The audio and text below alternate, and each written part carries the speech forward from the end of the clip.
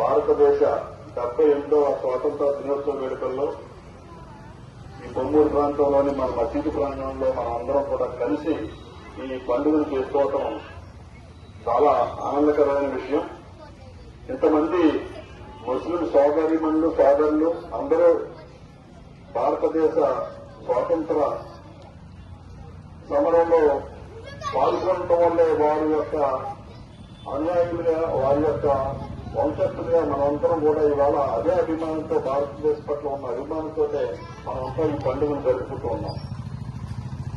మరి 37 సంవత్సరాల క్రితం బ్రిటిష్ వాళ్ళ కబంధ రాష్ట్రాల్లో ఉండి పరాయి పాలనలో ఉన్న మనకి 77 సంవత్సరాల తర్వాత ఎప్పుడైతే మనకి 1947లో స్వాతంత్రం వచ్చిందో ఆ స్వాతంత్రం రావటానికి కారకులైన అనేక మంది లక్షలాది మందిలో ముస్లింల యొక్క ప్రముఖమైన పాత్ర ఎంతైనా ఉంది.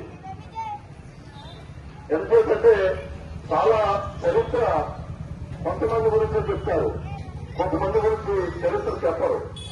మనం ఎక్కువ ముస్లిం సమాజం ఇస్లాం ఏదైతే మనకు అత్యంత ఎక్కువ ప్రచారాలకి ఫోటోలకి వాటికి కూడా దూరంగా ఉండడం వల్ల ఎవరైతే మన స్వాతంత్ర సమయంలో ఉన్నారో వారందరూ చరిత్రను కూడా మరుగున పడిపోయాయి.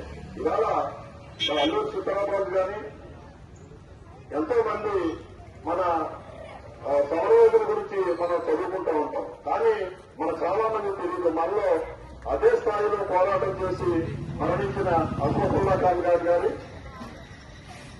అహ్మద్ షహీద్ గారు గాని ఉమర్ సుమానీ గారు గాని మౌలానా గారు గాని ఇలాగా ఎంతో మంది మరి స్వాతంత్ర ఉద్యమంలో పార్టిసిపేట్ చేసి వారి యొక్క ప్రాణాలని ఈ స్వాతంత్ర్యం కోసం అర్పించడం జరిగింది. అలాంటి వారి చరిత్రలను మనం తెలుసుకోవాలి, మన పిల్లలకు కూడా తెలియజేయాలి.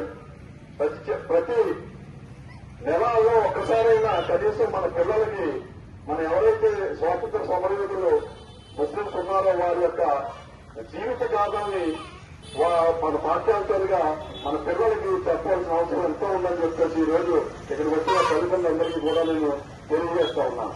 అలాగే ఇప్పుడు కూడా స్వాతంత్రం వచ్చిన భారతదేశంలో అందరూ కూడా సమానమే. అభివృద్ధి జరిగింది, అలాగే పారిశ్రామికీకరణ జరిగింది. అన్ని రకాలుగా అన్ని రంగాలలో కూడా ముందుకెళ్లిన భారతదేశంలో ఈ యొక్క అభివృద్ధిలో మన భాగస్వామ్యం ఉందని చెప్పి ఎప్పుడూ కూడా మనం తెలుసుకుంటూ మనం సంతోషపడుతూ ఉండాలి. ఏదేమైనప్పుడు కూడా ఇవాళ ఈ 78వ స్వాతంత్ర దినోత్సవ సందర్భంగా మీ అమ్మలందరినీ కలుసుకోవటం, ఈ జెండా ఆవిష్కరణ కార్యక్రమంలో పాల్గొనడం, మీ అందరికీ మరొకసారి స్వాతంత్ర దినోత్సవ శుభాకాంక్షలు తెలియజేస్తుంది. అలాగే ఈ దేశంలోని ప్రజలందరికీ కూడా మన ముస్లిం సమాజం తరఫున స్వాతంత్ర దినోత్సవ శుభాకాంక్షలు తెలియజేసుకుంటూ అస్సలాము అలైకుం వరహ్మతుల్లాహి వబరకాతుహు.